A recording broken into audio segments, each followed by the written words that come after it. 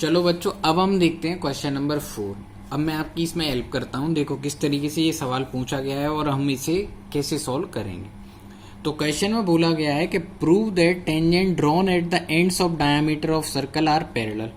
सबसे पहले आपको एक सर्कल फॉर्म करना है, फिर आपको एक डायमीटर बनाना है। उस डायमीटर के एंड पॉइंट्स पर आपको 2 टेंजेंट ड्रॉ कर लेनी है, पी क्यू और आर एस। इतना करने के बाद अब आपको टू प्रूव लिखना है इसका, और टू प्रूव में आपको ये प्रूफ करना है कि ये जो पी क्यू टेंजेंट है ये पैरेलल है आर एस टेंजेंट की। अब लाइंस को पैरेलल करने की कॉन्सेप्ट आपको 9th क्लास में सिखाए थे।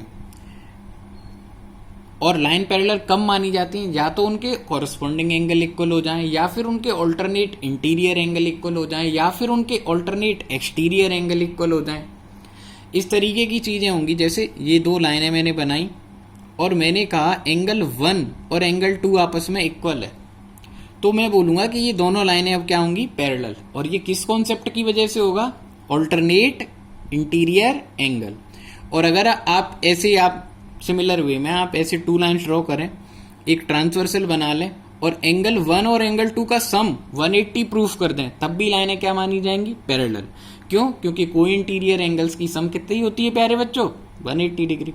तो अब आपको इसी कॉन्सेप्ट में से इन फर्स्ट या सेकंड किसी भी कॉन्सेप्ट को यूज करके ये प्रूफ करना है कि P Q is parallel to R S. सबसे पहले अब मैं क्या करता हूं, प्रूफ में लिखता हूं radius is perpendicular to tangent at point of contact. Radius is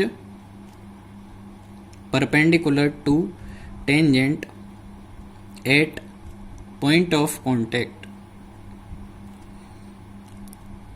जब मैं ऐसा करूंगा तो मैं यहां से लिख सकता हूं कि O A is perpendicular to P Q.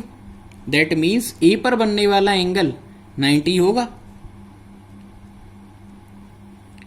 Similarly मैं इसी स्टेटमेंट को फर्दर एनहेंस करूं तो मैं बोल सकता हूं कि बी पर बनने वाला एंगल भी क्या होगा? 90 ही होगा, because O B is also radius.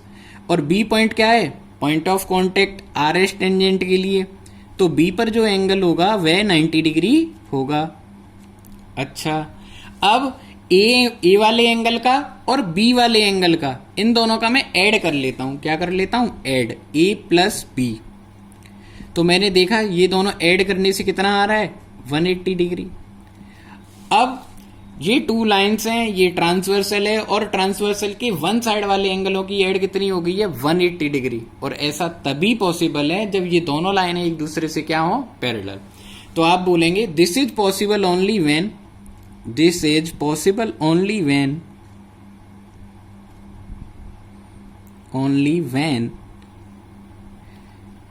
P Q is parallel to R S. ऐसा सिर्फ तभी पॉसिबल है जब पी क्यू आर एस के क्या हो? Parallel. Thank you for watching question number 4।